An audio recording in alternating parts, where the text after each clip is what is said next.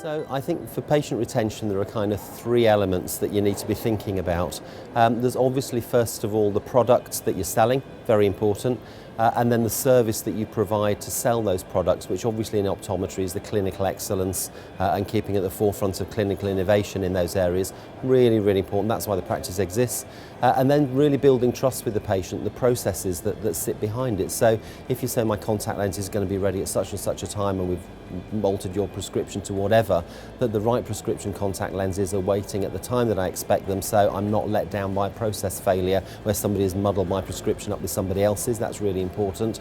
And then the third one, which I talk about a lot, is the engagement. So it's lovely having a really slick process that's really efficient and really accurate, cutting edge products, cutting edge clinical perfection in terms of the service it's offered, but then if somebody's really miserable or disengaged with the patient or doesn't make them feel safe or cared for, all that is for nothing. And it's a combination of all those things and bringing them all together.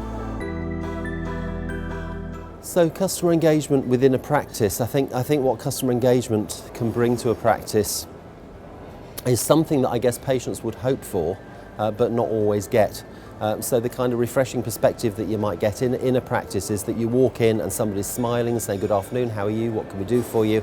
and is really engaging, and you think they care about me as an individual. Now that does happen in some practices, and some practices do it magnificently, and I would hope those would be the businesses that will be thriving. But equally, some practices don't do that, and you become a patient number and a process rather than an individual where you feel they're really caring about you.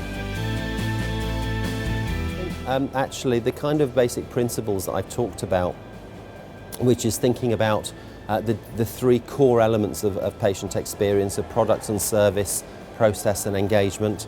You obviously start with those, and then with the engagement one, it's all about people. So whether you're talking about a big organisation like John Lewis or Virgin Atlantic, both of which have a reputation for doing this really well, or whether you're talking about a smaller organisation or a single site independently owned optometrist, from really in the whole of that spectrum, it's fundamentally about the people, and the principles apply the same. So it's defining what you want to be, what's your personality going to be, measuring it, really important, and then talking to everybody in the business about it, whether that be your 3 colleagues who work with you in a small practice or having to run a big communications packet, a plan for a larger organisation. And then the leadership, again, it's down to the person who owns that independent practice providing the right leadership, or it may be the leadership across a big multi-site organisation.